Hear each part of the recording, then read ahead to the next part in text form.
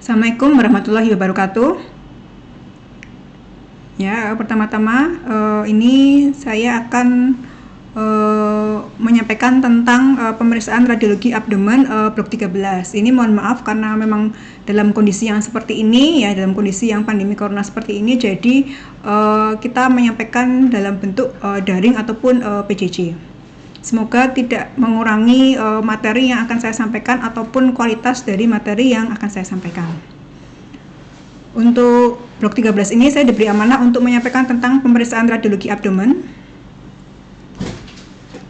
Nah, sebelum kita mulai lebih lanjut tentang pemeriksaan radiologi abdomen, merujuk ke SNPPDI, yaitu ini sebenarnya merupakan lanjutan dari SKDI atau mungkin revisi ya, bisa dilebih dianggap dengan revisi dari SKDI. Cuma sekarang memang disebut sebagai SNPPDI, jadi Standar Nasional Program Profesi Dokter Indonesia untuk tahun 2019 yang merupakan revisi dari SKDI tahun 2012.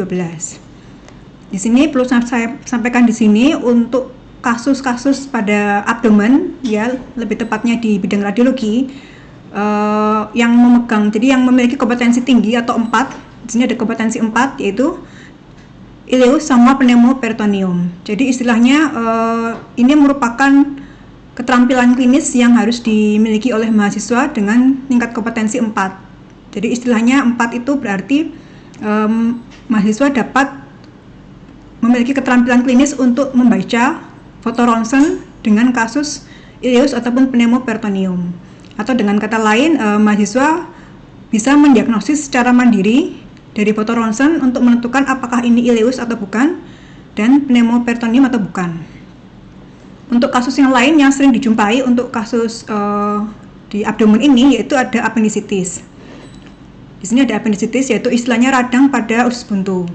Untuk radang pada usus buntu ini memiliki tingkat kompetensi yang cukup 2 karena memang pendekatan diagnosis ataupun modalitas radiologi yang diperlukan itu USG dan appendikografi.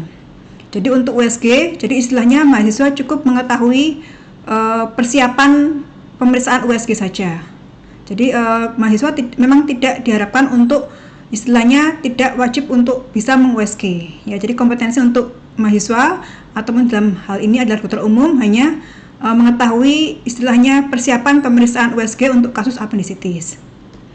Selain itu juga untuk penegakan appendicitis dengan appendikografi, yaitu dengan menggunakan kontras ataupun bahan kontras yang diminum oleh pasien.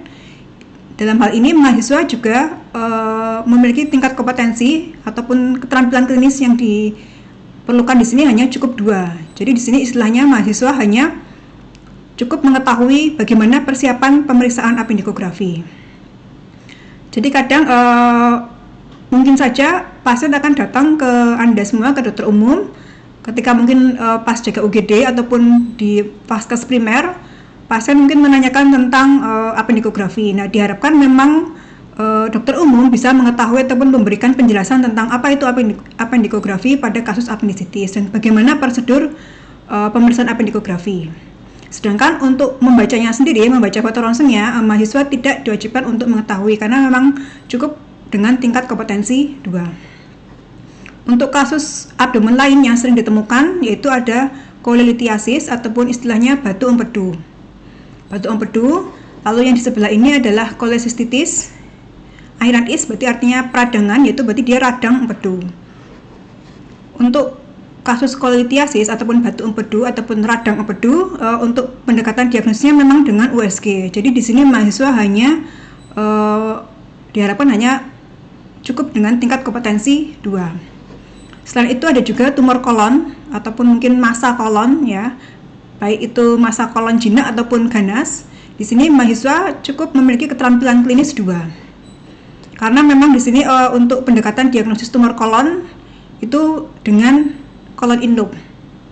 Jadi seperti yang kita ketahui bahwa kolon in loop sendiri itu menggunakan kontras ya, jadi pakai media kontras barium yang dimasukkan lewat ke rektal melalui suatu kateter.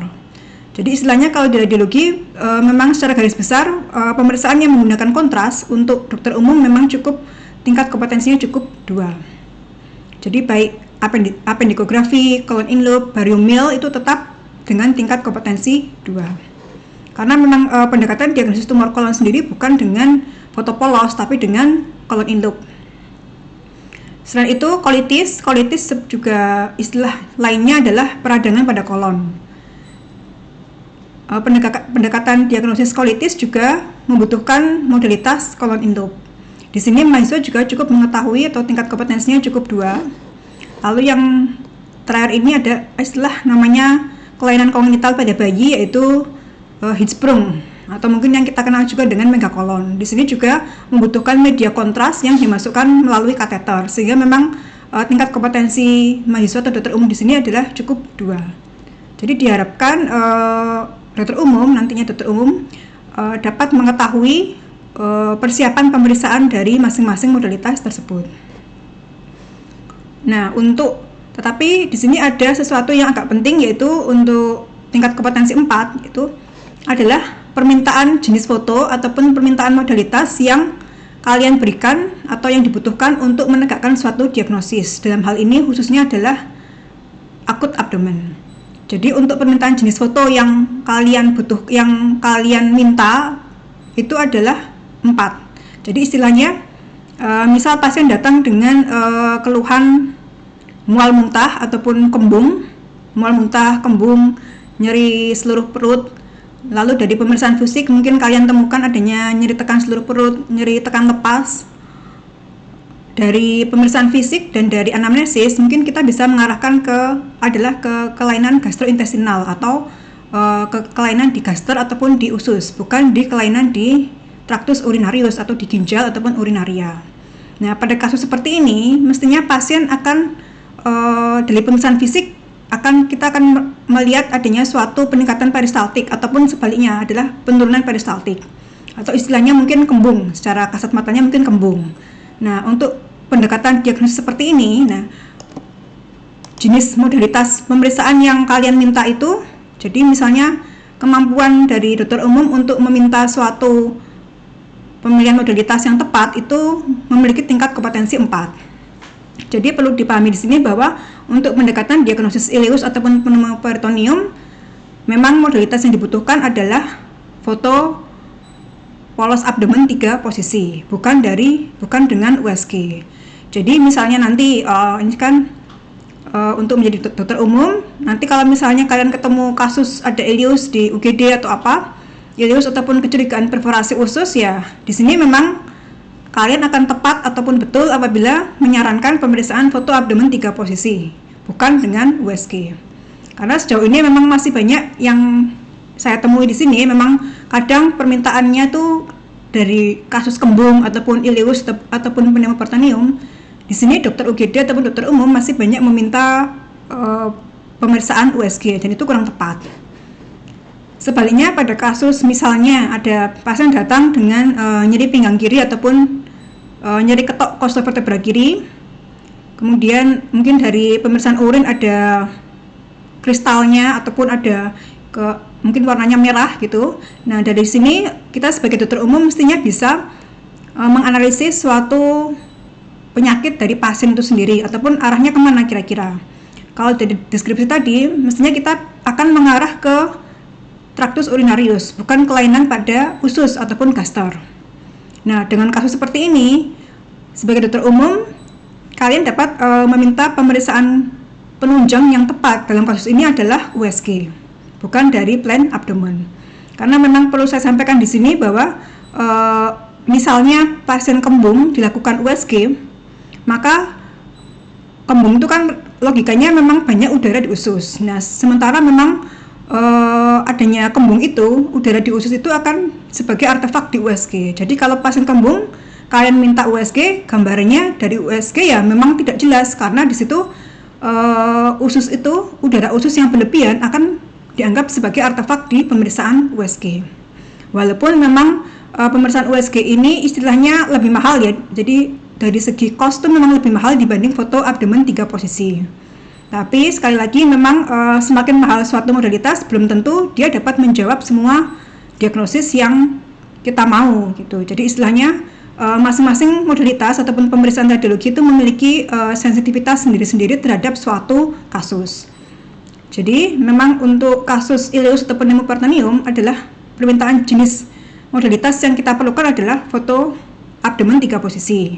Tetapi misal ada kasus misalnya kecurigaan kita ke batu ginjal ataupun batu di kandung kencing, maka permintaan jenis modalitas yang pertama kali kita usulkan adalah USG. Nah, ini lalu untuk level of kompetensi ya. Jadi memang ini yang tadi dikatakan memang kompetensi 2 ya. Jadi dokter umum dapat memahami ataupun melihat prosedur pada pasien ataupun mengerjakan prosedur pada laboratorium keterampilan.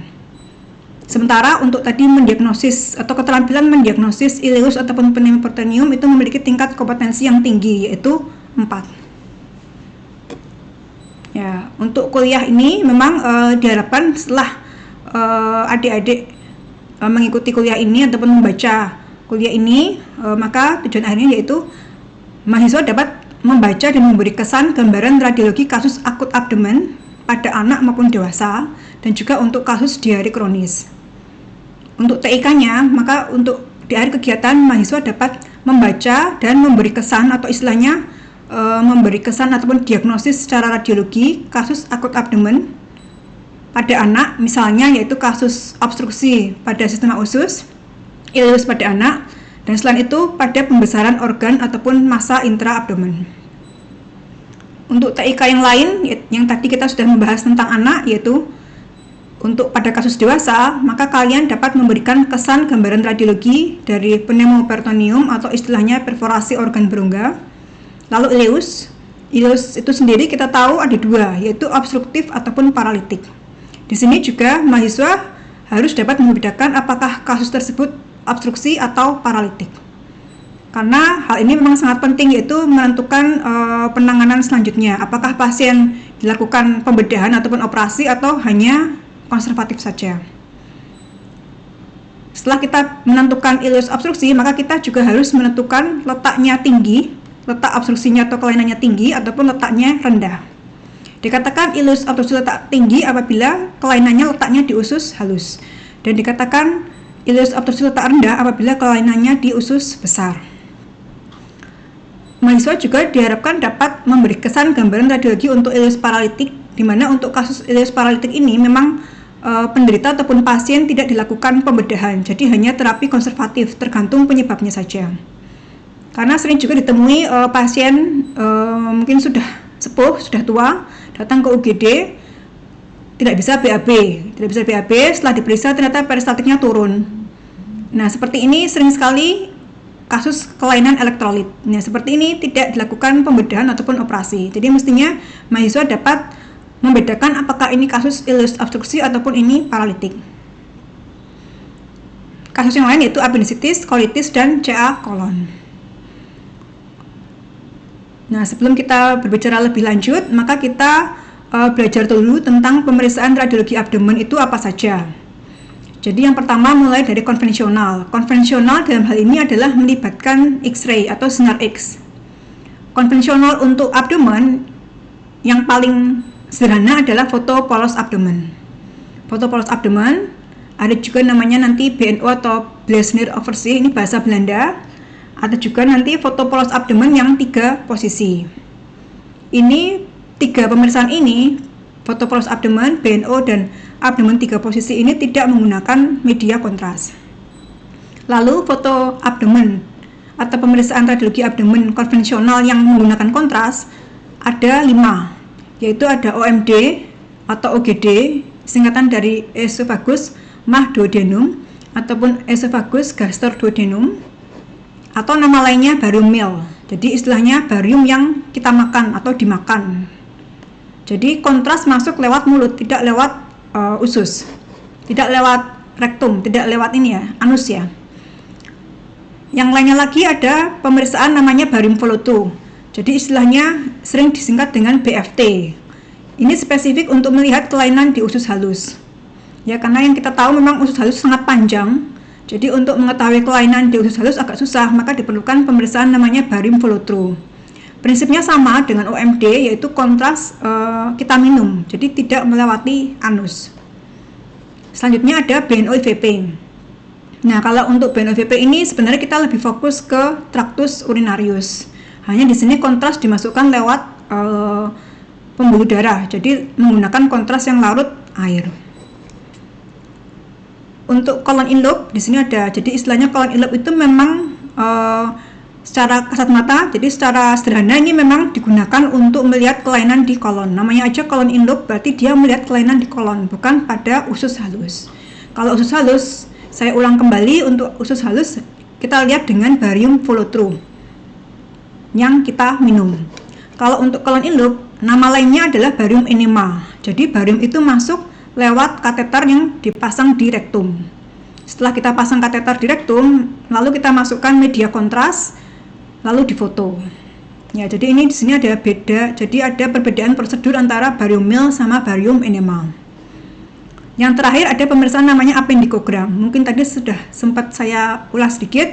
Jadi istilahnya barium ini kita minum, lalu kita amati pergerakannya. Jadi sekitar 6-8 jam setelah minum kontras, lalu dilakukan foto, kita fokus untuk melihat appendixnya, atau fokus untuk melihat struktur usus buntu. Pemeriksaan yang lain yaitu USG. USG abdomen di sini memang dikatakan, jadi plusnya adalah dia tidak ada radiasi tidak ada efek radiasi ke pasien USG. Lalu ada lagi CT scan juga. Jadi CT scan itu sekarang bisa digunakan untuk seluruh organ di tubuh kita, ya, tidak hanya CT scan kepala. CT scan torak pun bisa, CT scan abdomen pun bisa, ataupun CT scan kaki pun sekarang bisa. CT scan di sini berbeda dengan USG. Jadi CT scan di sini bisa melihat per lapisan, jadi per slice, ya, jadi otomatis lebih spesifik. Cuma memang CT scan ini memang karena di sini sumber sinarnya memakai X-ray atau sinar X, maka tetap ada resiko radiasi ke pasien. Maka memang kalau misalnya ibu hamil, ya tidak pernah ada pemeriksaan CT scan abdomen pada ibu hamil. Tidak pernah ada pemeriksaan foto polos abdomen pada ibu hamil karena memang ada resiko radiasi ke ibu hamil. Ya, seperti yang kita ketahui bahwa sinar X-ray bisa memiliki efek menimbulkan, jadi istilahnya teratogenik ataupun kecacatan pada bayi. Jadi memang pada ibu hamil modalitas yang kita perlukan adalah USG karena memang USG tidak ada risiko radiasi. Yang keempat ada istilah namanya MRI, mungkin sudah banyak mendengar ya, sekarang sudah banyak di rumah sakit sudah banyak. Jadi magnetic resonance imaging. Jadi di sini istilahnya menggunakan medan magnet. Ya, tapi ini memang untuk MRI sendiri ini adalah pemeriksaan yang memang advance. Jadi kalian cukup mengetahui ini aja secara sekilas bahwa MRI itu lebih untuk melihat soft tissue pada penderita. Misalnya MRI pada ekstremitas untuk melihat tumor, untuk melihat perluasan suatu tumor itu dengan MRI atau magnetic resonance imaging. Dan yang lainnya adalah radiologi intervensi. Ini juga advance juga. Jadi kalian cukup mengetahui saja bahwa sekarang ada pemeriksaan bukan pemeriksaan tapi istilahnya penggunaan istilahnya TACE untuk kasus tumor hepar. Jadi istilahnya embolisasi arteri yang menuju ke liver pada kasus tumor hepar. Nah, untuk pemeriksaan radiologi yang kalian usulkan tadi mungkin sudah sempat saya bahas, memiliki tingkat kompetensi yang tinggi, yaitu kompetensinya 4. Maka kalian harus bisa mencermati apakah benar-benar sesuai indikasi atau tidak. Mungkin merujuk ke kasus yang tadi, misalnya kasusnya kecurigaan kita ke arah ileus ataupun pneumoperitoneum, maka karena indikasinya ke sana berarti kita ke arah abdomen 3 posisi. Meskipun cost-nya dari abdomen 3 posisi itu lebih murah dibanding dengan USG. Selain itu harus sesuai dengan keadaan umum penderita. Nanti di slide-slide selanjutnya kita dapat melihat bahwa foto abdomen 3 posisi itu ada posisi pasien itu miring. Pasiennya miring kanan ataupun miring kiri. Kadang tidak semua pasien bisa diubah posisinya seperti itu, miring kanan, miring kiri. Maka memang pemeriksaan radiologi yang diusulkan itu pun juga harus sesuai dengan keadaan umum penderita. Misalnya pasien sesak nafas, taruh kata kita meminta foto ronsen torak, ya tidak mungkin pasien dalam keadaan berdiri. Ya, jadi memang pemeriksaan radiologi yang kita usulkan juga harus sesuai, ataupun kita juga harus melihat kondisi pasien. Dan yang ketiga adalah mempertimbangkan adanya fasilitas, karena memang tidak semua fasilitas itu ada di suatu rumah sakit. Nah, untuk slide ini menerangkan bahwa apa saja sih yang dapat kita nilai dari foto plain abdomen. Tadi mungkin sempat saya sampaikan bahwa ada pemeriksaan namanya plain abdomen, ada juga BNO. Jadi istilahnya kalau plain abdomen itu pasien datang dari UGD dengan keluhannya mungkin kembung ataupun tidak bisa BAB ataupun malah BAB cair, lalu langsung dilakukan pemeriksaan plain abdomen. Jadi istilahnya plain itu istilahnya polos, berarti abdomen polos. Jadi memang tidak ada persiapan pada pasien itu sendiri. Dalam hal ini persiapan itu, jadi kalau untuk persiapan foto abdomen, kalau untuk kasus BNO ya, jadi pemeriksaan BNO itu memang pasien ada persiapannya, yaitu seperti minum pencahar ataupun puasa. Minum pencahar supaya feses banyak yang keluar, sehingga ketika difoto yang kelainannya itu tidak tertutupi oleh feses. Kalau plain abdomen, pasien datang langsung kita lakukan pemeriksaan atau langsung difoto. Pasien tidak disuruh minum pencahar. Tapi kalau BNO itu pasien memang ada persiapannya, yaitu minum pencahar dulu supaya kelainannya itu tidak tertutupi oleh feses. Karena memang BNO itu nanti lebih ke traktus urinarius, bukan ke gastrointestinal. Jadi memang skopnya sudah berbeda.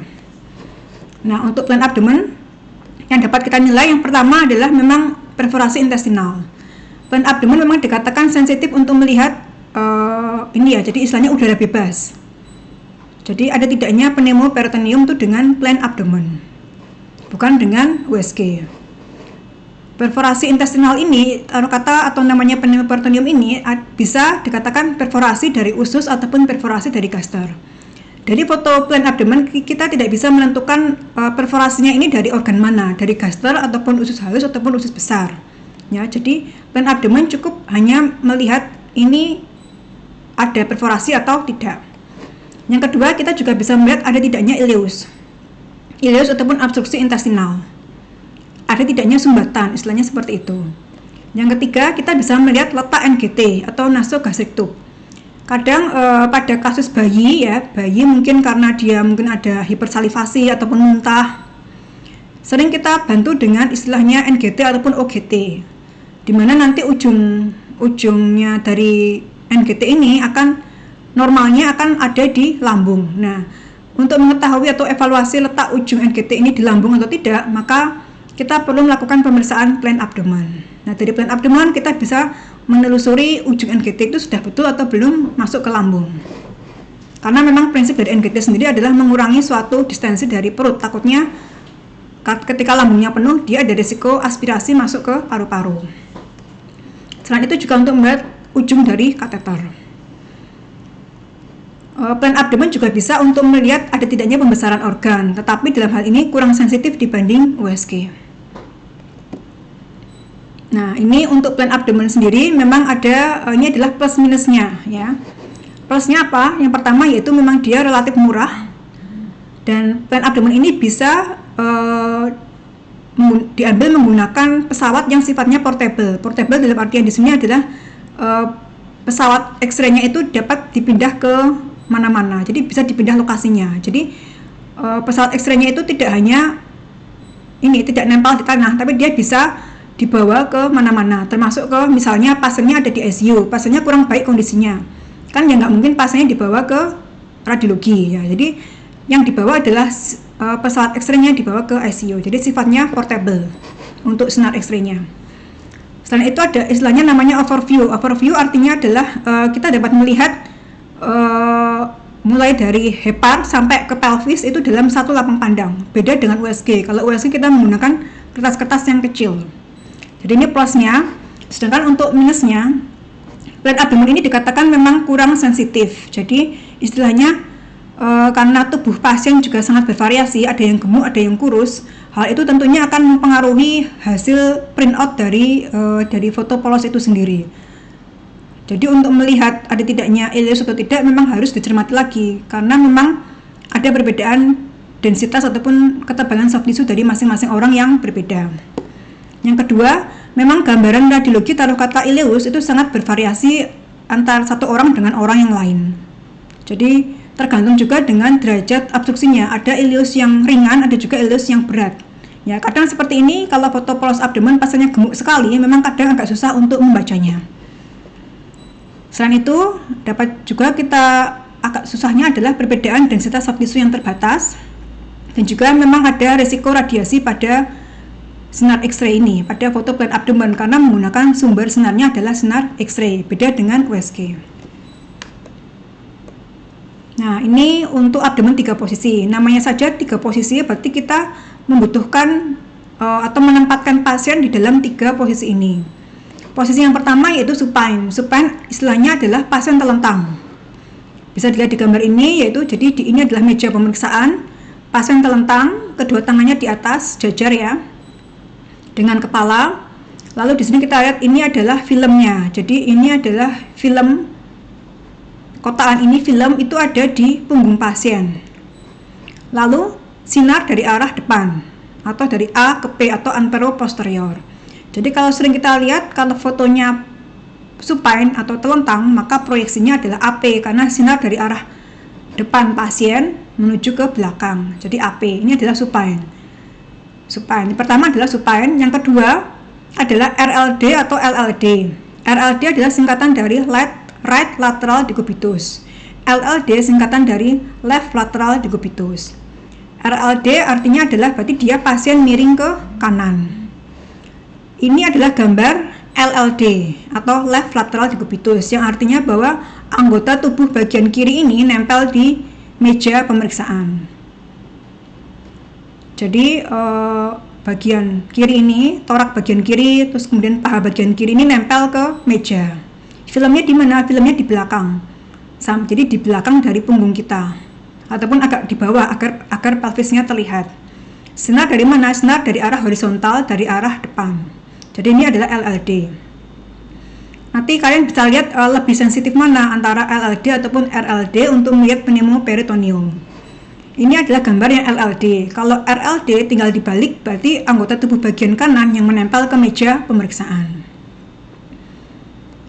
Ini terus ada juga foto yang setengah duduk. Jadi istilahnya pasien jadi kayak kasus pasien sesak nafas atau mungkin pasien gagal jantung. Jadi pasien setengah duduk, jadi semi fowler, lalu dilakukan foto dari arah depan atau dari arah anterior ke posterior.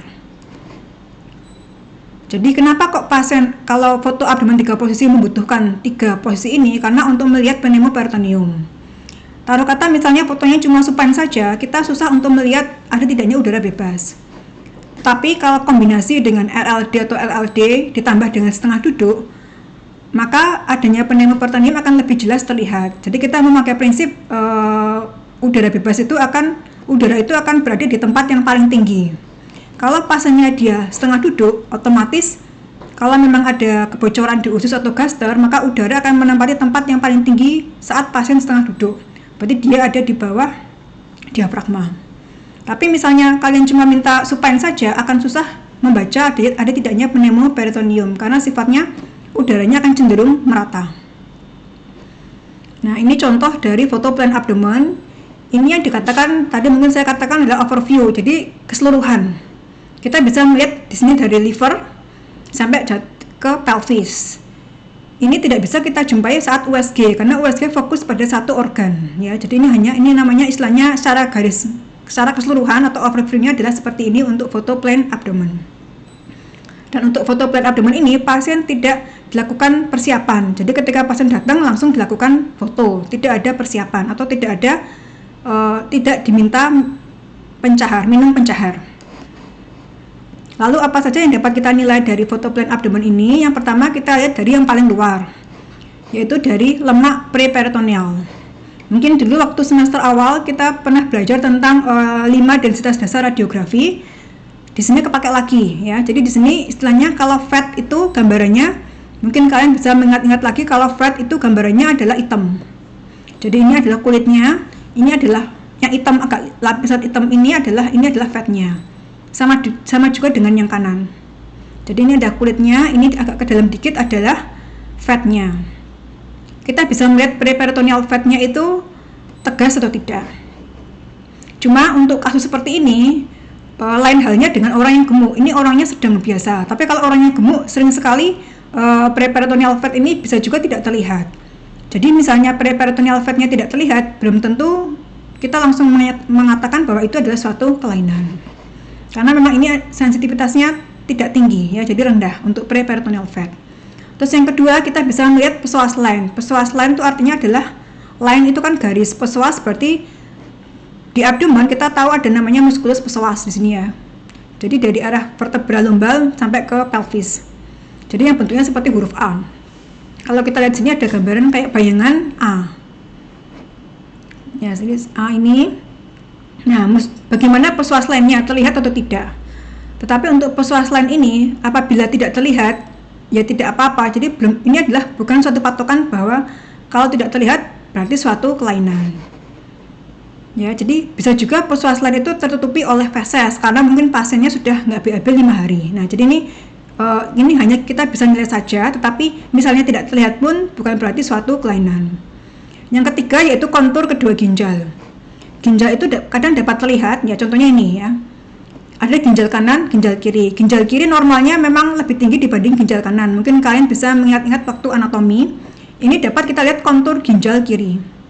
Walaupun pasien tidak dilakukan penyuntikan kontras dan lain sebagainya, tidak minum pencahar, tapi kita bisa melihat kontur ginjal kiri.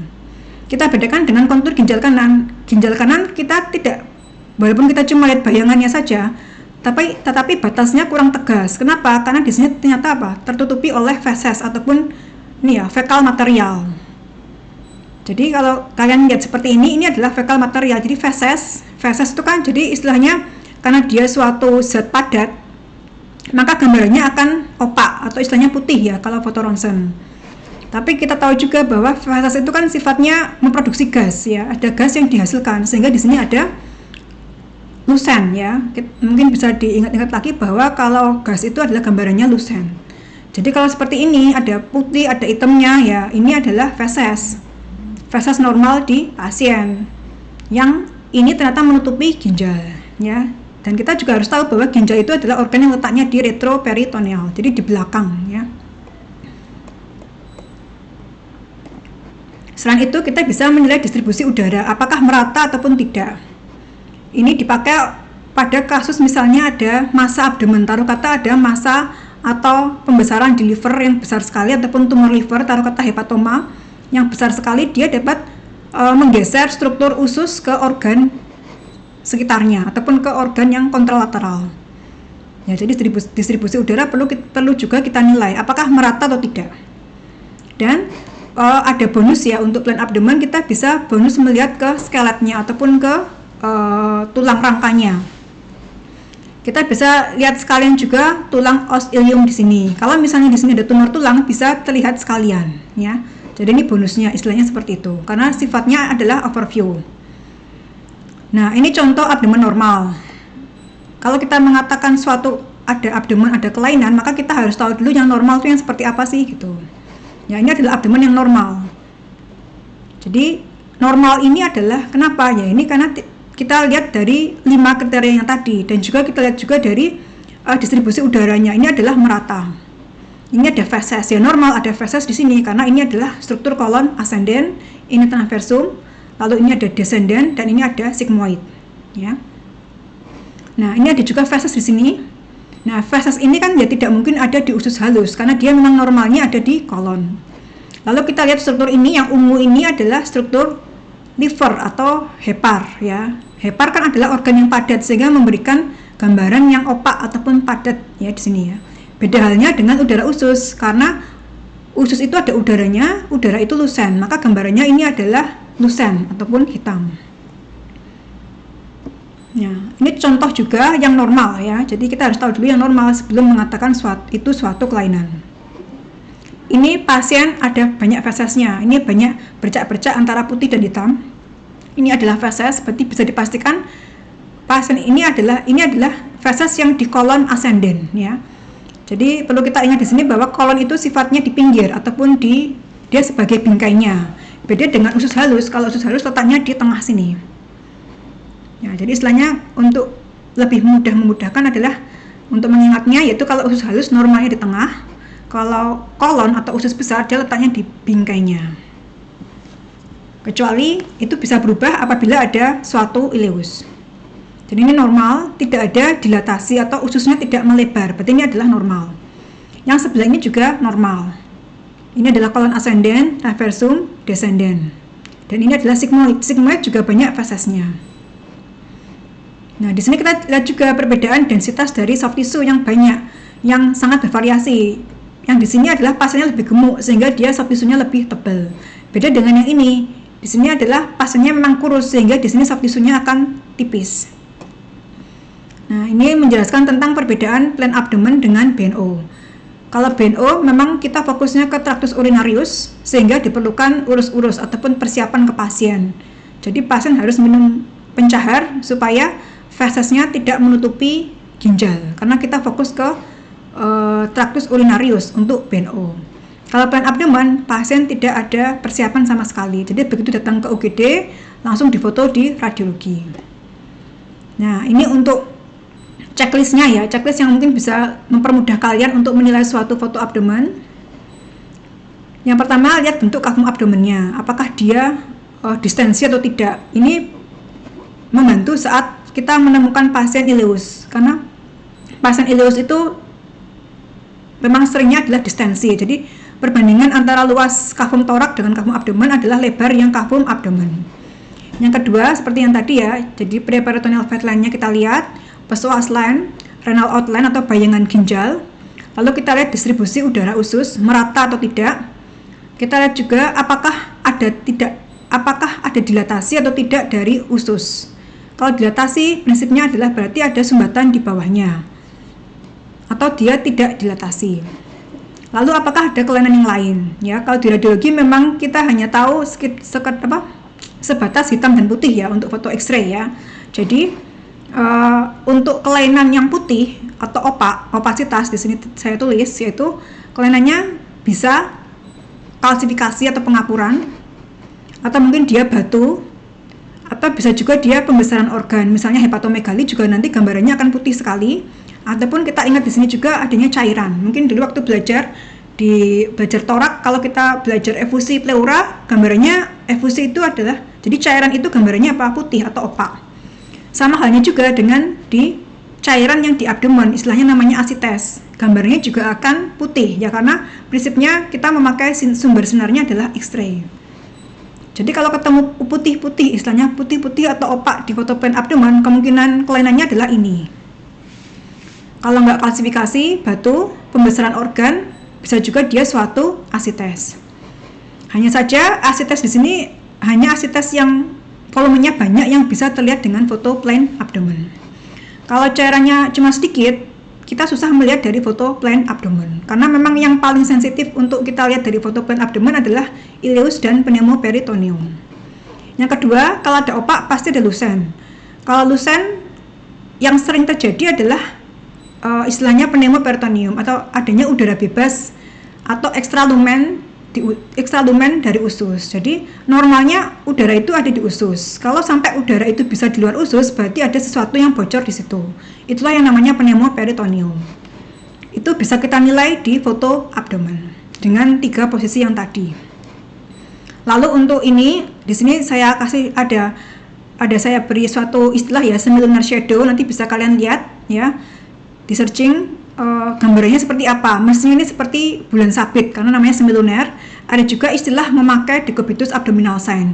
Ini adalah suatu pertanda bahwa dia memang ada pneumoperitoneum di situ. Yang kedelapan, kalian bisa menilai sistema tulangnya, ya, bisa menilai vertebra lumbosakral dan pelvis. Nah, dari 8 poin ini, maka setelah itu kalian bisa membuat suatu kesan atau expertise secara radiologi. Nah, ini mungkin sebagai clue yang memudahkan kalian untuk membedakan apakah usus halus yang mana, usus besar yang mana. Usus halus memang normal, dia letaknya di tengah. Kalau ada usus letaknya di pinggir, itu adalah kolon, ya, karena dia anggap saja sebagai bingkainya. Usus halus pun misalnya dia ada cairan bebas, dia bisa merata kemana-mana, karena memang usus halus itu sifatnya tidak punya penggantung yang kuat, beda dengan kolon. Kalau kolon itu memang dia letaknya di pinggir. Kenapa kok cenderung terfiksir? Karena dia tidak ada penggantungnya. Jadi kecuali yang di flexura hepatica. Jadi perlu diketahui di sini juga bahwa ada kolon yang sifatnya letaknya di retroperitoneal, yaitu kolon descendant dan ascendant. Ada juga kolon yang letaknya di intraperitoneal, yaitu kolon transversum dan sigmoid. Lalu kita belajar dulu tentang kelainan pada bayi ya. Nah, ini contoh kelainan pada bayi. Sebelum kita tahu bahwa itu adalah suatu kelainan, maka kita harus tahu dulu abdomen normal pada bayi baru lahir itu seperti apa. Nah, foto ini menerangkan tentang abdomen normal pada bayi baru lahir, ya seperti ini. Jadi ini usus di sini bukan dilatasi, tapi ini adalah normal. Di sini ada gaster atau lambung ya. Jadi normal lambung juga terisi udara, maka gambarannya di sini adalah lusen. Jadi yang perlu diketahui adalah sejak bayi lahir, jadi normalnya ketika bayi ada di dalam kandungan, paru-parunya adalah kempes terisi cairan. Tapi setelah bayi lahir, maka dia menangis, itu berarti bayi itu berusaha memasukkan udara ke dalam kafum torak atau paru-paru, sehingga udara mengembang. Nah, karena bayi nangis, udara masuk ke kafum torak, udara juga masuk ke kerongkongan atau esofagus. Dari esofagus maka dilanjutkan ke lambung atau gaster, sehingga gasternya menjadi terisi yang tadinya kempes. Dari gaster maka dilanjutkan ke usus halus lalu ke usus besar. Jadi ini membutuhkan waktu 12 jam sampai udara bisa di rektum atau di anus. Jadi misalnya bayi lahir usianya sudah 20 jam sejak kelahiran, kok udaranya belum sampai ke rektum, berarti menunjukkan ada suatu sumbatan atau istilahnya keterlambatan jalannya udara hingga ke rektum. Jadi memang normalnya itu dari kerongkongan, gaster, usus halus, usus besar.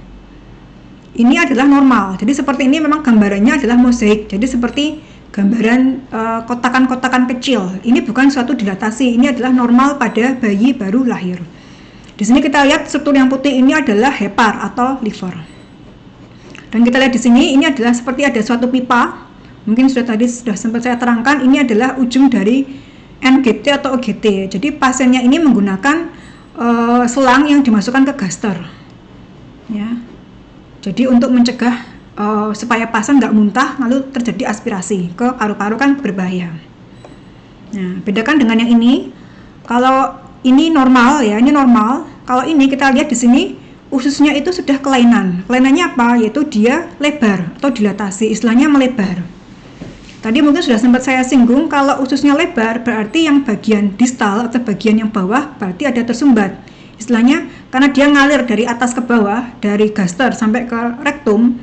Kalau dari rektumnya atau dari usus besarnya ada kelainan, otomatis bagian atasnya akan kompensasinya adalah lebar atau membesar seperti ini. Gampangannya seperti itu. Di sini kita lihat juga selain ususnya melebar, dapat kita lihat juga dari bentuk kafum abdomennya. Dibandingkan dengan kafum torak, ini lebih lebar yang abdomen. Berarti ini menunjukkan adanya distensi kafum abdomen. Dan di sini kita lihat livernya tidak begitu terlihat dengan jelas karena tertumpuk oleh usus di sini. Bedakan dengan ini, di sini livernya normal seperti ini. Tetapi pada kondisi di mana dia ada ileus ataupun sumbatan di usus, entah suatu penyebabnya apa, di sini maka yang menonjol di sini dari foto ronsen ini adalah dilatasi dari ususnya, sehingga livernya nggak begitu terlihat. Tapi yang terlihat dengan jelas adalah usus yang mengalami dilatasi, yang memberikan gambaran lusen yang banyak. Nah, ini untuk tanda-tanda dari ileus ya. Jadi bagaimana terjadinya ileus? Yang pertama yaitu istilahnya arti gampangnya dari ileus adalah gangguan pasase makanan atau jalannya makanan. Karena karena makanan itu normalnya dari gaster atau lambung, usus halus, usus besar, lalu di rektum. Karena dia ada terhambat, maka dia jadi istilahnya karena di usus itu juga ada produksi cairan, otomatis cairan dan makanan tidak bisa lewat ke rektum atau terhambat. Gampangannya seperti itu. Selain itu, karena ada makanan ataupun cairan yang terhambat, sehingga dia ada istilahnya karena udara ada juga di usus itu ada udaranya, maka sering sekali kita lihat ada gambaran airfoot level. Ya, jadi kompensasi dari usus apabila ada suatu sumbatan adalah dia kan tetap memproduksi air. Jadi usus itu tetap memproduksi air. Ya, jadi akan ada gambarannya airfoot level atau jadi istilahnya batas yang jelas antara air atau udara dengan cairan, namanya airfoot level. Nanti akan lebih kita lihat jelas waktu di foto ronsennya. Adanya airfoot level yang berlangsung lama, maka dan dia usus itu mengalami dilatasi, maka lama-lama awalnya memang dindingnya tebal, tapi lama-kelamaan karena penebalan ini lama-lama akan menipiskan dinding usus. Dinding usus menjadi menipis. Karena menipis, maka mukosanya sudah mulai istilahnya sudah mulai rusak dan banyak sel-sel radang. Ya, kalau sudah banyak sel-sel radangnya, maka aliran makanan yang menuju ke daerah yang patologi itu juga akan terganggu, sehingga memang sering sekali diikuti istilahnya bisa pecah ya dindingnya. Jadi istilahnya dindingnya bisa bocor, sehingga yang kita kenal dengan istilah pneumoperitoneum sebagai komplikasi dari ileus. Ini contoh obstruksi pada anak ya. Kita baca pada anak. Pada anak itu ada dua. Secara garis besar kita bagi dua. Apakah itu obstruksinya di esofagus atau kerongkongan, atau itu obstruksinya ada di gastrointestinal atau kita singkat dengan GIT. Obstruksi esofagus pada anak paling sering adalah atresia. Jadi istilah atresia diartikan dengan istilahnya buntu ya. Jadi tidak ada persambungan antara esofagus yang atas dengan yang bawah atau buntu. Gampangnya jadi ini jalannya buntu, nggak ada jalannya. Lalu yang kedua, obstruksi dari gastrointestinal dibedakan dua, yaitu letak tinggi dan letak rendah. Batasnya mana? Batasnya adalah ileum distal. Ya, dikatakan letak tinggi karena kelainannya bisa di gaster atau lambung, bisa di usus halus. Tetapi apabila kelainannya sudah masuk ke sekum atau ke kolon, maka kita klasifikasikan ke letak rendah. Contoh ini mungkin pernah kalian dengar, yaitu HPS atau hypertrophic pyloric stenosis ataupun stenosis dari pylorus dari lambung. Apabila kita menemukan HPS, berarti ini dikategorikan sebagai ileus letak tinggi. Lalu apabila kita menemukan gambaran atresia atau stenosis duodenum, kita kategorikan ke ileus obstruksi yang letak tinggi pada anak-anak. Jadi istilahnya kita kenal istilah baru di sini. Ada namanya atresia, ada namanya stenosis. Atresia artinya adalah buntu total. Kalau stenosis artinya adalah dia hanya menyempit sebagian. Jadi secara logika memang lebih berat klinisnya yang atresia karena dia buntu total. Kalau stenosis memang klinisnya tidak seburuk yang atresia. Ada juga namanya atresia jejunum. Berarti dia jejunumnya tidak terbentuk sama sekali. Nanti akan kita lihat di foto selanjutnya. Lalu kapan kita mengatakan letak rendah, yaitu apabila kelainannya ada di kolon ataupun di sekum. Kalau ada kelainan di sekum berarti sudah masuk ke letak rendah. Contohnya apa? Yang paling sering kita jumpai adalah Hirschsprung.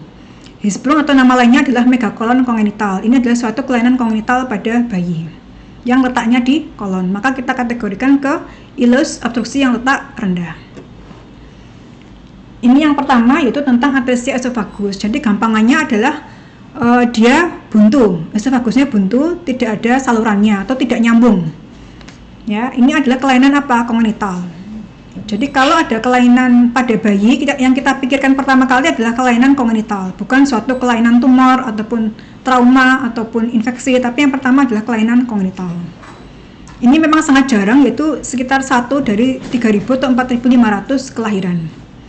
Bagaimana klinisnya?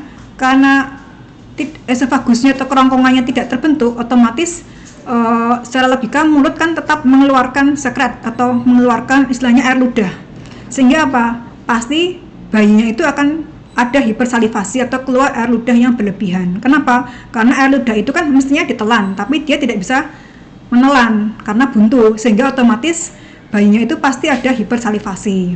Atau mungkin bayinya kok ternyata sering tersedak, atau mungkin sering muntah. Jadi kalau bayi baru lahir kok ada keluhan, misalnya hipersalivasi, ada keluhan kok mudah tersedak, berarti kan ini ada air ludah yang berlebihan, mungkin masuk ke pernafasan, ada resiko tersedak ya. Berarti kita harus hati-hati atau aware dengan adanya kelainan atresia esofagus.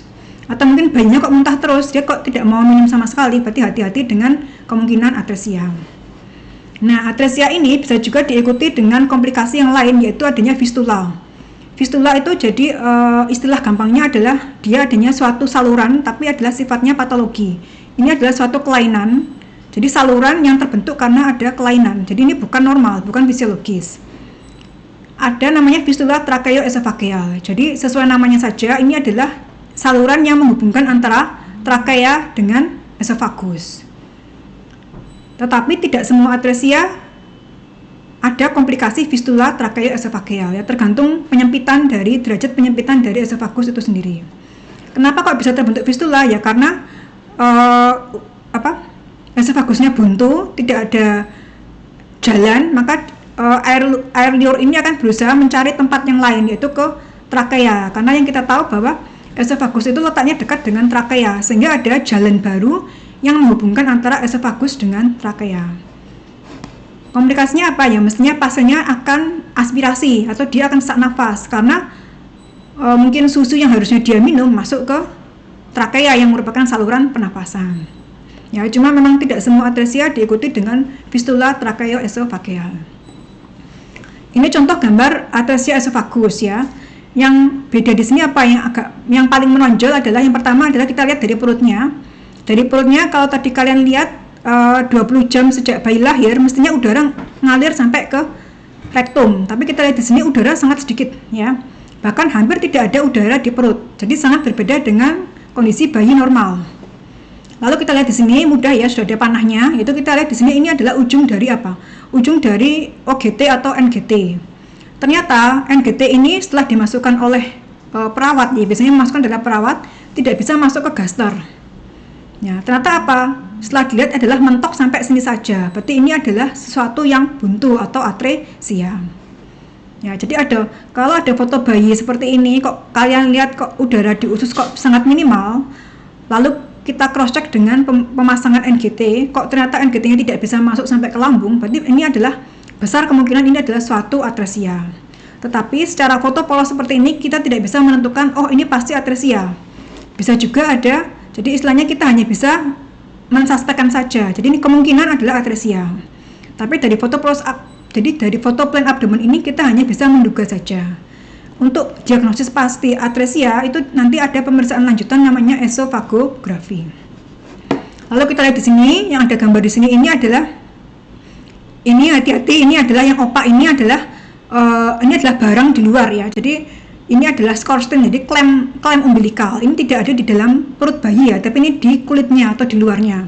Jadi kalau bayi baru lahir kan nanti dilepas dipotong tali pusatnya, nah itu diklem pakai ini ya. Jadi ini hati-hati, kadang sering juga dikelirukan dengan suatu korpal atau benda asing, padahal ini adalah klem umbilikal yang ada di dinding perut bayi. Nah, ini jelas sekali adalah suatu atresia. Kuncinya apa? Yang pertama adalah dia tidak ada udara di usus ya. Jadi polos seperti ini, Dek. Jadi polos. Nah, dari foto polos seperti ini kita hanya bisa menduga saja kalau ini adalah suatu atresia. Penegakan diagnosis selanjutnya adalah yang kita usulkan, yaitu apa? Esofagografi. Jadi esofagografi itu sifatnya bayi ini diminta meminum kontras. Jadi sifatnya kontrasnya kita pakai yang larut dalam air. Jadi bayinya diminumin kontras, lalu kita foto. Fotonya apa? Dua. Jadi fotonya lateral kanan. Ini adalah gambar yang lateral kanan. Yang ini adalah gambar yang lateral kiri. Ya, jadi esofagus itu sendiri kan memang mungkin dulu waktu pas pelajaran anatomi ya mungkin sudah pernah dibahas bahwa esofagus itu terdiri dari atau tersusun dari otot polos ya. Yang normalnya dia akan kempes kalau tidak ada makanan di situ. Ya, tapi pada kasus ini karena dia sifatnya buntu ya, otomatis ada kompensasi dari organ itu sendiri. Karena bawahnya buntu, otomatis yang atas itu akan melebar atau dilatasi sebagai kompensasinya. Bayi ini diminta minum kontras. Ternyata tidak ada kontras yang ngalir ke gaster atau ke lambung. Normalnya kalau dia minum, dia akan ngalir ke lambung. Tapi kita lihat di sini, ternyata tidak ada kontras yang ngalir ke lambung. Jadi ini mentok sampai sini saja. Dan kita lihat di sini, esofagusnya adalah lebar. Karena memang normalnya dia kempes kalau tidak ada minuman. Dan misalnya dia minum pun, mestinya normalnya tidak akan selebar ini. Jadi setelah di cross check ke foto lateral kanan, ternyata lebarnya seperti ini, tidak ada yang ngalir ke gaster. Kita cross check ke foto lateral kiri, ternyata memang tetap lebar ya. Jadi sebagai kompensasi esofagus bagian bawah yang buntu. Nah, seperti ini, bahwa ini pasti adalah atresia esofagus. Nah, ini contoh yang fistula tracheoesophageal. Ini gambarannya ada di pesawat fluoroskopinya ya. Jadi ketika pasien diminta untuk minum atau bayi diminta untuk minum, di sini kita lihat kontrasnya ini masuk ke paru-paru ya. Jadi yang normalnya masuk ke kerongkongan lalu ke gaster, ternyata dia kontrasnya masuk ke paru-paru. Jadi dia ngalir ke paru-paru seperti ini. Otomatis mesti pasiennya menjadi tersedak. Ya, ini adalah suatu komplikasi. Jadi kita lihat di sini ini adalah bronkus ya, bronkus primarius kanan, ini adalah bronkus primarius yang kiri atau saluran pernafasan. Nah, yang ketiga ada namanya HPS ya, atau istilahnya hypertrophic pyloric stenosis. Jadi ini adalah stenosis dari pylorus. Pylorusnya apa? Pylorusnya dari lambung. Ya, jadi ini adalah istilahnya hipertrofi. Jadi hipertrofi itu istilahnya artinya adalah penambahan jumlah. Jadi ada istilah hipertrofi, ada hiperplasi. Kalau hiperplasi penambahan jumlah lapisan. Kalau ini adalah penambahan ukuran dari apa? Dari pylorus. Sehingga kalau dia nambah ukurannya, otomatis makanan yang mau lewat ke lambung otomatis menjadi agak susah atau sempit, gampangannya seperti itu.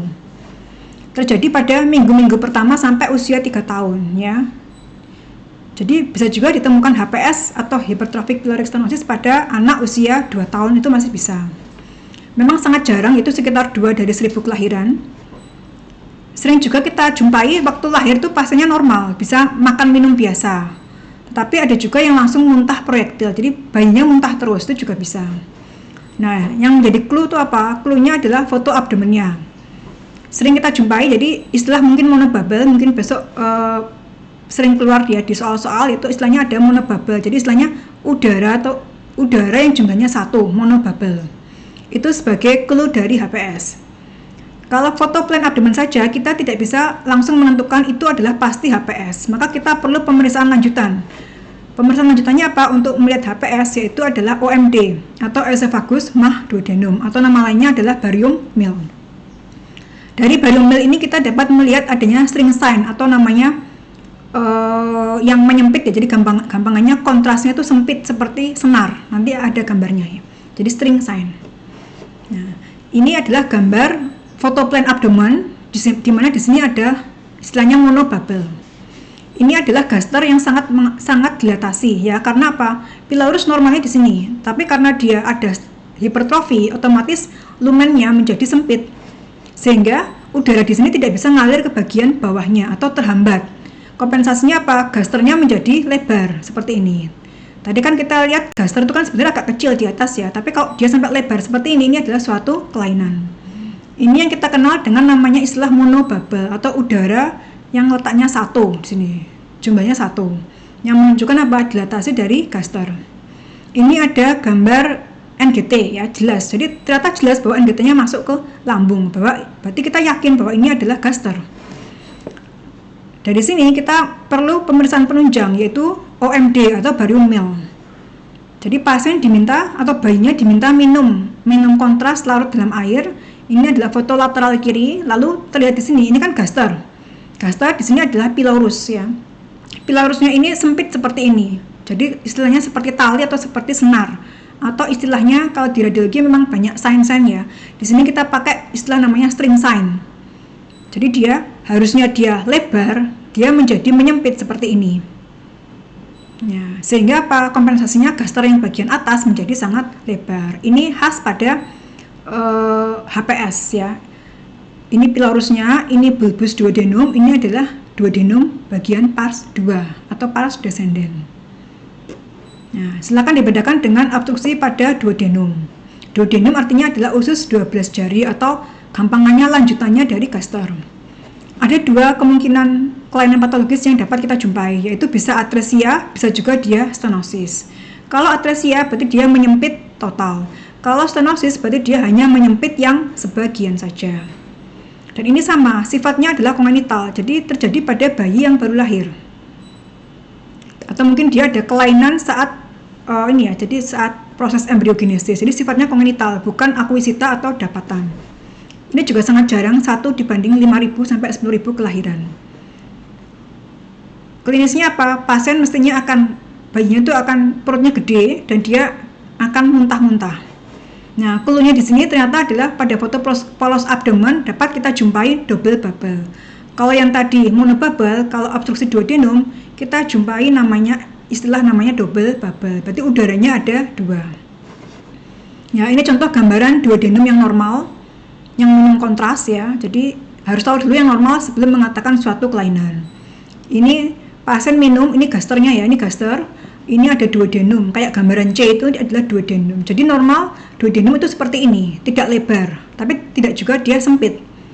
Seperti ini adalah bagian bulbus, duodenum pars 2, 3, dan 4. Ini adalah normal.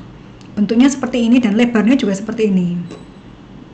Nah, bedakan dengan ini adalah foto plan abdomen tidak memakai kontras. Di sini kita lihat ada udara yang jumlahnya 2. Di mana saja, yaitu di gaster yang pertama dan yang kedua di bulbus duodenum. Jadi kita memakai istilah double bubble. Sama seperti ini. Yang foto yang di tengah ini juga bubble yang ada di gaster dan yang kedua ada di bulbus duodenum. Lalu bagaimana kita membedakan atresia dengan stenosis? Kita lihat udara di bagian distalnya.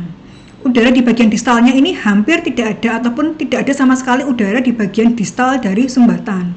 Maka kemungkinan besar ini adalah suatu atresia. Jadi dia buntu total sehingga tidak ada udara yang bisa lolos ke distal dari sumbatan.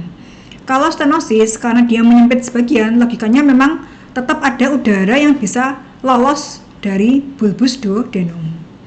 Jadi ini adalah atresia duodenum.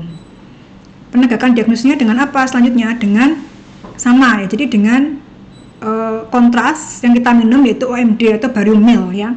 Tapi bukan esofagografi karena esofagografi digunakan untuk melihat usus untuk melihat kerongkongan atau esofagus. Pasien diminta minum lalu kita amati gasternya. Ini pasien agak diberdirikan, dipegangi sama orang tuanya. Ya kita lihat di sini bahwa tidak ada kontras yang ngalir ke distal atau bawah dari bulbus duodenum. Jadi ini menunjukkan bahwa dia memang buntu total di sini, tidak ada kontras yang bisa ngalir ke bawah. Dan di sini tetap ada double bubble-nya, yaitu bubble dari gaster dan bubble dari bulbus duodenum. Nah, beda dengan ini adalah kondisi stenosis duodenum, yaitu dia menyempit sebagian. Jadi kita lihat di sini, ini sama, jadi bayi diminta untuk minum kontras. Di sini kita lihat di distal sumbatan ini ternyata ada kontras yang masih bisa ngalir ke bawah. Ini masih ada bercak-bercak putih ya, walaupun tidak sebanyak atasnya, tidak seperti atasnya. Hal ini menunjukkan bahwa memang sifatnya hanya menyempit sebagian saja atau istilahnya tidak buntu total, sehingga masih ada kontras yang bisa lolos atau lewat di distal dari sumbatan. Ini namanya stenosis. Selanjutnya kita beralih ke yang ketiga yaitu obstruksi yeyunum ya. Yeyunum ini sangat jarang lagi dibanding yang HPS sama yang stenosis duodenum yang tadi. Dan biasanya memang pasiennya kondisinya sudah buruk, jadi bayi lahir itu kondisinya sudah jelek. Ya, sehingga untuk penegakan diagnosisnya memang jarang kita lakukan suatu manuver dan pemeriksaan yang lain. Ya, khasnya apa? Kalau tadi mono bubble, double bubble, ini adalah gambarannya triple bubble. Jadi udaranya ada berapa? Ada 3, yaitu udara di gaster, bulbus duodenum, dan ileum atau usus bagian distalnya, triple bubble. Kondisi seperti ini sangat jarang dan ini pasien memang kondisinya sudah jelek, jadi biasanya seperti ini langsung dilakukan operasi, tidak dilakukan pemeriksaan radiologi. Kalau tadi kita sudah belajar tentang yang usus halus letak tinggi, sekarang kita belajar yang Hirschsprung atau namanya megakolon kongenital. Sifatnya sama, ini adalah sifat kelainan kongenital pada bayi, yaitu artinya apa sih sebenarnya? Jadi istilahnya tidak ada sel-sel ganglion atau sel-sel saraf di kolon. Padahal sel-sel saraf itu digunakan untuk kontraksi dari usus atau pergerakan usus. Otomatis kalau ususnya tidak bisa kontraksi, tidak bisa gerak, otomatis feses yang di dalamnya atau kotoran yang di dalamnya tidak bisa keluar. Maka pasiennya akan kembung atau perutnya akan membesar. Ini memang sering dijumpai pada bayi laki-laki. Lokasi terseringnya di mana? Yaitu di rektum, di anus, ataupun di kolon, sampai ke kolon ascendens. Klinis pasien dengan Hirschsprung yaitu jadi ada keterlambatan pengeluaran mekonium. Jadi mekonium itu adalah BAB yang pertama kali dikeluarkan oleh bayi. Warnanya hitam. Jadi kalau besok mungkin pas di profesi menemukan adanya bayi baru lahir kok mekoniumnya nggak keluar ya, berarti kita perlu waspada mekoniumnya itu akan keluar atau tidak. Jadi klinisnya karena memang dia tidak ada sel saraf di kolon, otomatis kolonnya tidak bisa kontraksi sehingga mekoniumnya tidak keluar, fesesnya tidak keluar. Jadi klinis yang paling sering dijumpai adalah keterlambatan pengeluaran mekonium. Pada foto polos abdomennya seperti apa? Ini karena kelainan di kolon, maka dikatakan sebagai obstruksi letak rendah. Cuma memang gambaran foto polos abdomen pada Hirschsprung itu memang tidak spesifik ya. Kita hanya bisa melihat dilatasi usus, tetapi kita tidak bisa mengetahui penyebabnya apa tanpa pemberian kontras. Maka dalam kasus seperti ini kita membutuhkan pemberian kontras, yaitu nama pemeriksaannya adalah barium enema atau CHIL ya. Barium enema atau CHIL tadi sudah saya bahas di depan. Kita di sini mengukur rasio atau perbandingan dari rektum dengan sigmoid. Dikatakan dia Hirschsprung apabila perbandingan antara rektum dengan sigmoidnya itu kurang dari 1. Karena memang kondisi normal itu diameter rektum itu lebih lebar dibanding sigmoid. Ini adalah contoh dari barium enema yang normal, yaitu CHIL yang normal. Di sini kita lihat rektum ini ya, di bawah sendiri itu rektum itu lebih lebar dibanding sigmoid. Berarti ini adalah kondisi yang normal. Beda dengan yang ini kasus foto plain abdomen ya. Ini foto polos bayi supine, dia tiduran, terus difoto. Di sini kita lihat dilatasi dari usus banyak sekali, hampir memenuhi seluruh rongga perut ya, jadi lebar sekali. Ini kita lihat ada NGT di sini, kayak pipa kecil. Nah, dari foto polos seperti ini kita tidak bisa mengetahui penyebabnya itu sebenarnya apa sih, kok dia bisa lebar banget ususnya. Nah, maka kita perlu pemeriksaan lanjutan. Namanya apa? Namanya adalah CHIL atau barium enema.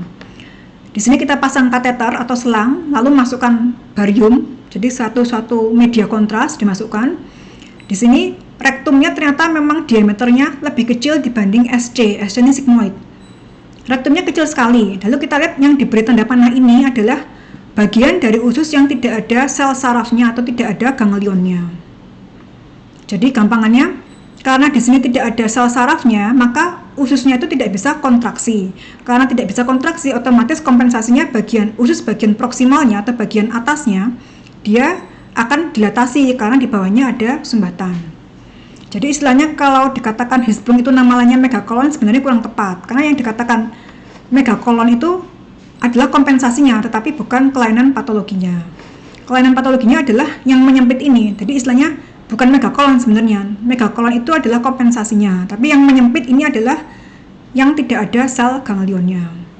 Kalau kita ukur di sini diameter terlebar dari rektum dibanding sigmoid itu lebih lebar yang sigmoid. Berarti ini lebih dari 1. Berarti ini adalah Hirschsprung. Kalau sama dengan 1 berarti dikatakan dia belum Hirschsprung ya. Jadi harus lebih dari 1.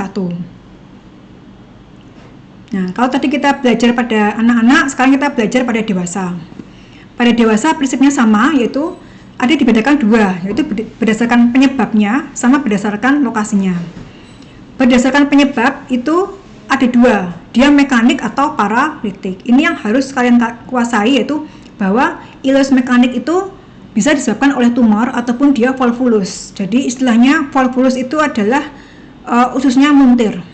Jadi ada penyebab di situ. Penyebabnya apa? Bisa tumor atau mungkin adesi atau pelengketan atau mungkin dia ususnya muntir dan penyebab yang lain. Ada juga sifatnya ileus yang paralitik, jadi dia tidak bisa kontraksi atau istilahnya tidak ada kontraksinya. Ya, penyebabnya tersering apa? Gangguan neurogenik. Mungkin pasiennya ada trauma lumbal atau mungkin ada gangguan elektrolit. Sehingga dalam kasus ini pasien tidak dilakukan operasi tetapi dilakukan perbaikan elektrolit. Berdasarkan lokasi kita harus bisa membedakan ini obstruksi letak tinggi atau small bowel atau obstruksi yang letak rendah atau large bowel. Small bowel obstruction sering disingkat dengan SBO. Kalau yang bawah ini sering disingkat dengan LBO. Nah, ini mungkin untuk patofisiologinya tadi ya. Jadi prinsipnya sama ya. Jadi karena ada inflamasi di situ, dindingnya menjadi menipis, dindingnya nipis, dia bisa menekan pembuluh darah yang ada di dindingnya sehingga bisa terjadi obstruksi. Kalau obstruksi berarti aliran makanan tidak sampai ke sana. Dan kalau tidak sampai aliran makanannya, lama-lama memang ada istilahnya membusuk ya, jaringan itu membusuk. Kalau membusuk dindingnya menjadi mudah rapuh ya, rapuh sehingga mudah terjadi perforasi atau gampangannya dia bocor ya, bocor. Jadi istilahnya namanya kita kenal dengan pneumoperitoneum. Yang perlu kita pahami di sini adalah definisi dari ileus, yaitu gangguan pasase atau jalannya makanan di usus. Kita belajar dulu yang ileus mekanik. Jadi dia ada penyebabnya, yaitu obstruksi mekanis. Penyebab tersering dari ileus mekanik yang letak tinggi adalah adesi. Jadi gampangannya ususnya itu lengket satu sama lain. Pelengketan ini mungkin Jadi kita memang sebagai dokter umum harus bisa menanyakan ke pasien apakah dulu pernah ada riwayat operasi. Paling sering adesi ini memang disebabkan karena dulunya pernah ada riwayat operasi. Jadi mungkin terbentuk jaringan paut sehingga ususnya menjadi lengket. Mungkin dia ada riwayat operasi APP atau mungkin tumor kolon, itu sering terjadi pada adesi. Tetapi kalau pada usus besar paling sering penyebabnya adalah tumor kolon. Ya, karena ini adalah mekanik, maka pengobatannya dengan apa? Dengan cara dioperasi atau dilakukan pembedahan. Nah, ini contoh gambar yang ileus mekanik yang disebabkan oleh volvulus atau istilahnya ususnya muntir. Ini adalah gambaran dari sigmoid. Jadi sigmoid normalnya ada di pelvis. Karena dia di sini memang mungkin dia bergerak aktif ya, jadi dia, dan ini letaknya di intraperitoneal, dia bisa muntir. Kalau muntir dia ngunci, otomatis udara yang bagian atas tidak bisa ngalir sampai ke bawah. Ini ada gambaran khasnya yaitu coffee bean sign. Jadi seperti istilahnya biji kopi. Jadi gambarnya seperti ini. Ini volvulus.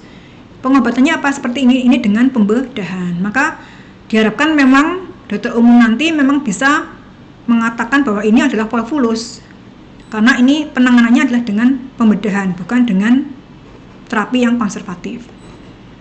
Ini contoh gambar yang invaginasi, jadi gampangannya adalah usus masuk ke usus. Sering terjadi pada bayi baru lahir ya, sampai usia lebih dari 2 tahun. Klinisnya apa? Jadi BAB-nya lendir darah. Kenapa kok lendir darah? Karena gampangannya usus bagian atas itu masuk ke usus bagian bawah. Sehingga terjadi gesekan antara dinding usus yang satu dengan yang lain, sehingga terjadi pelukaan. Maka sering sekali ada BAB-nya cair dan ada darahnya. Jadi kalau ada ponaan mungkin bayi usia, jadi seringnya 6 bulan ya, sampai 3 tahun, 4 tahun, kok ada BAB cair, ada lendir darah, itu hati-hati dengan kemungkinan invaginasi. Kemungkinan diagnosis yang lain adalah desentri, jadi dia diare biasa karena desentri amuba, seperti itu. Tapi yang perlu kita waspadai adalah invaginasi, karena klinisnya akan lebih jelek. Jadi istilahnya usus bagian atas jepit ke usus bagian bawahnya ya, sehingga memang sering sekali kondisi pasien adalah jelek. Di sini ada pemeriksaan namanya CHIL atau colon in-loop. Colon in-loop di sini dia bisa berfungsi sebagai diagnosis atau penegakan diagnosis ini benar invaginasi atau bukan, bisa juga sebagai terapi. Modalitas CHIL sebagai diagnosis itu bisa dilakukan ketika invaginasinya masih dalam golden period, dalam artian masih 6 jam. Jadi terjepitnya itu masih 6 jam, itu masih bisa dilakukan CHIL. Jadi CHIL itu nanti kita masukkan kontras lewat ke rektum, maka ada tekanan yang tinggi dari rektum akan melawan invaginasinya itu. Sehingga diharapkan bisa, artinya ini bahwa adalah sebagai diagnosis. CHIL sebagai terapi yang tadi, jadi dia bisa dilakukan ketika dalam golden period 6 jam. Bisa dijelaskan di gambar ini adalah contoh foto pasien dengan invaginasi. Kita masukkan kontras lewat kateter, lalu kontras mengisi rektum, kolon descendent, transversum. Nah, di sini ternyata kontras ini tidak bisa mengisi sampai kolon ascendent. Jadi ada yang terhambat di sini antara kolon ascendent dengan transversum. Di sini kita lihat adanya filling defect, jadi defect pengisian. Yang normalnya kontras ini ngalir sampai kolon ascendent, dia terhambat di sini. Ternyata ini adalah usus yang jepit. Nah, CHIL sebagai diagnosis adalah ini. Oh, berarti betul ini adalah suatu invaginasi. Kalau CHIL sebagai terapi dalam masa yang golden standard, maka diharapkan peningkatan tekanan kontras yang dimasukkan ini otomatis kan tekanannya tinggi. Dia akan istilahnya mendorong kembali usus yang tadi jepit tadi kembali ke tempat semula. Itu sebagai terapi. Tetapi kadang kita susah menjumpai pasien dengan oh ya betul ini masih 6 jam, karena kadang pasien belum tentu pasti mengetahui bahwa oh ini masih 6 jam, bisa juga sudah lewat. Maka sering sekali memang dilakukan operasi pada kasus CHIL, pada kasus invaginasi.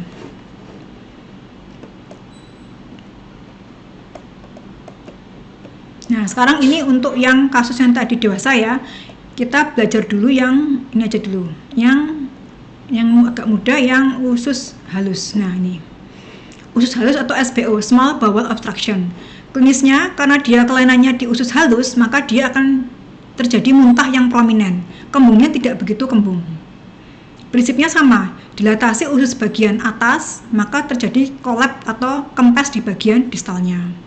Gambaran khasnya apa? Gambaran herringbone. Jadi istilahnya kita mengikuti seperti tulang ikan herring atau ya ikan herring ya. Nanti kita lihat gambarnya lebih jelas. Lalu clue yang lain untuk yang menyatakan bahwa dia adalah SBO yaitu airfoot level yang pendek-pendek. Kenapa? Karena dia mengikuti diameter normal dari usus halus yang memang lebih kecil dibanding usus besar.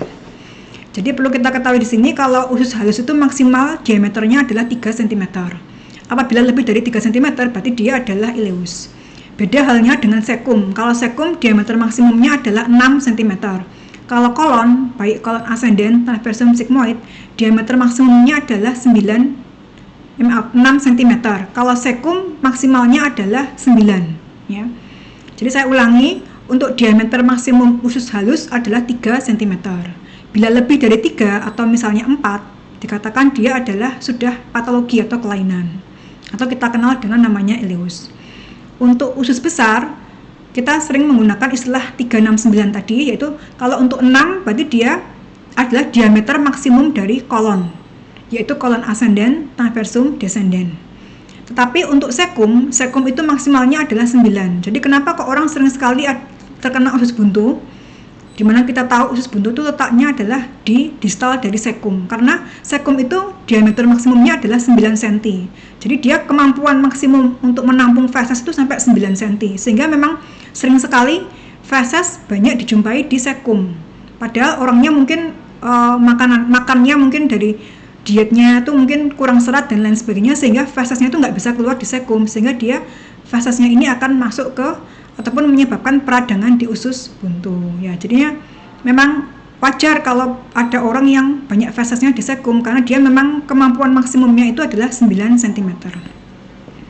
Jadi kita memakai istilah 369 untuk mempermudah ini batasan normalnya.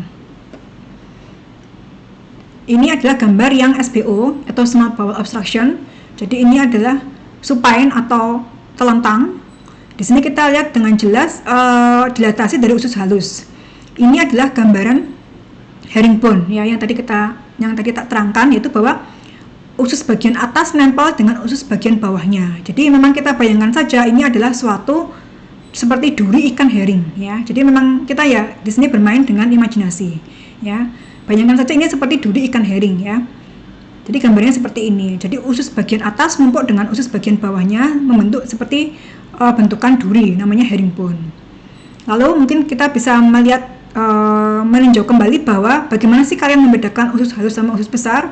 Kalau usus halus lipatannya ini namanya adalah valvula coniventes. Kalau usus besar adalah incisura sama haustra. Kalau valvula coniventes maka lipatannya akan sampai ke dinding yang berlawanan. Jadi gambarnya seperti koin. Makanya kalau kalian baca ada istilah namanya coil spring ya, seperti ini, karena dia menyerupai koin, karena ini adalah suatu valvula coniventes, berarti ini adalah usus halus. Ini khas pada usus halus, yaitu dilatasi dari usus halus, sehingga gambarnya ada herringbone, ada valvula ada coil spring appearance. Ini supine, yang sebelahnya ini adalah pasien setengah duduk. Setengah duduk kita lihat ternyata di sini mungkin kalian tadi ingat ada namanya istilah airfoot level, jadi batas yang jelas antara udara dengan cairan. Yang di atas ini hitam-hitam ini adalah udara, sedangkan yang bagian bawah ini itu adalah cairan. Cairan di mana? Cairan di dalam usus. Terbentuk airfoot level yang banyak. Normalnya memang di tubuh kita ada airfoot levelnya, tapi tidak sebanyak ini. Ini kan banyak sekali.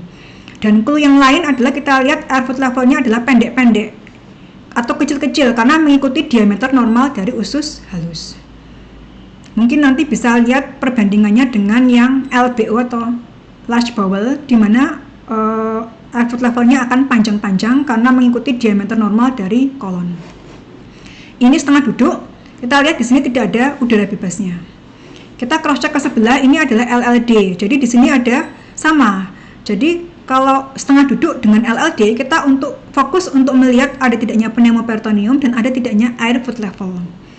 Di sini dapat terlihat dengan jelas adanya airfoot level yang banyak, jadi bertingkat ya, seperti step ladder.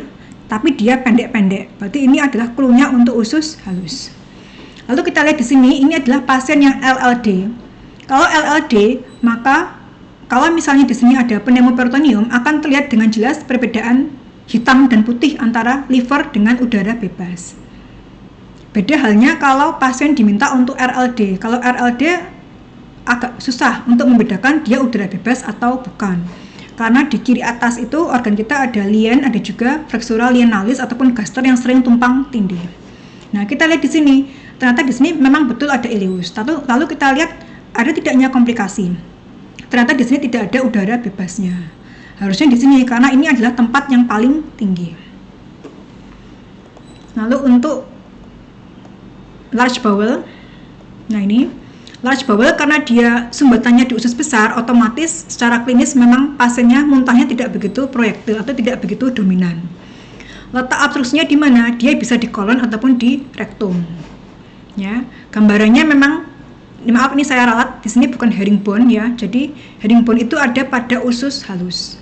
Tapi yang menjadi dominan di sini adalah airfoot level dari usus besar, yaitu airfoot level dari usus besar itu adalah pada LBO adalah panjang-panjang. Ya, ini sebagai clue yang menurut saya ini paling mudah untuk membedakan antara SBO dan LBO. Nah, ini contoh gambar dari LBO. Dari foto polos seperti ini, 3 posisi ini, kita tidak bisa menentukan penyebabnya, tapi kita hanya bisa melihat, oh ini ada ileus letak rendah.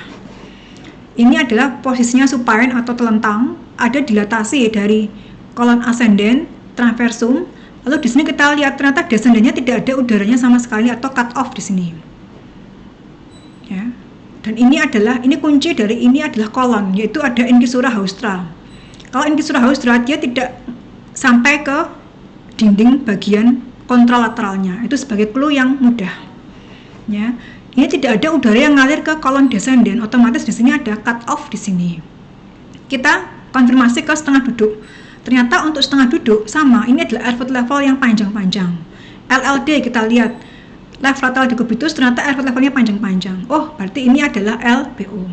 Cuma seperti ini, kita tidak bisa mengetahui dengan pasti penyebabnya dari foto ronsen. Penyebab pastinya kita ketahui dari operasi ya. Jadi kita hanya bisa menduga mungkin dari anamnesisnya, dari pemeriksaan fisik. Kemungkinan besar adalah kanker di kolon misalnya seperti itu. Tapi untuk penegakan diagnosisnya memang dari operasi dan hasil patologi anatomi. Lalu kita belajar yang ileus paralitik. Jadi paralitik ini sifatnya dia tidak dilakukan pembedahan atau operasi ya. Jadi hanya diobati penyebabnya saja. Sering ditemukan pada pasien dengan kelainan elektrolit ataupun pasien yang post operasi. Misalnya ada pasien habis post SC, habis melahirkan, habis SC kan ada pemberian anestesi ya mungkin ya. Jadi kalau misalnya post SC 3 hari, 4 hari kok kembung di foto gambarnya ileus ya, jangan buru-buru dioperasi lagi karena ini harus kita telaah lagi apakah ini ada penyebab paralitik pada pasien tersebut. Ternyata memang pasien habis dioperasi. Ataupun pada pasien dengan kelainan elektrolit yang sering diderita pada pasien yang sudah lanjut usia, ya itu juga tidak dioperasi tetapi diperbaiki saja elektrolitnya. Nah, untuk ini adalah gambaran dari ileus paralitik. Jadi ada dilatasi menyeluruh ya antara dari gaster sampai ke rektum. Ini supine, ini setengah duduk, ini LLD ya. Di sini kalau untuk membedakannya sebenarnya ada dilatasi tetapi tidak terlalu mentang-mentang. Jadi istilah Jawanya tidak terlalu distensi. Inilah khas pada ileus paralitik.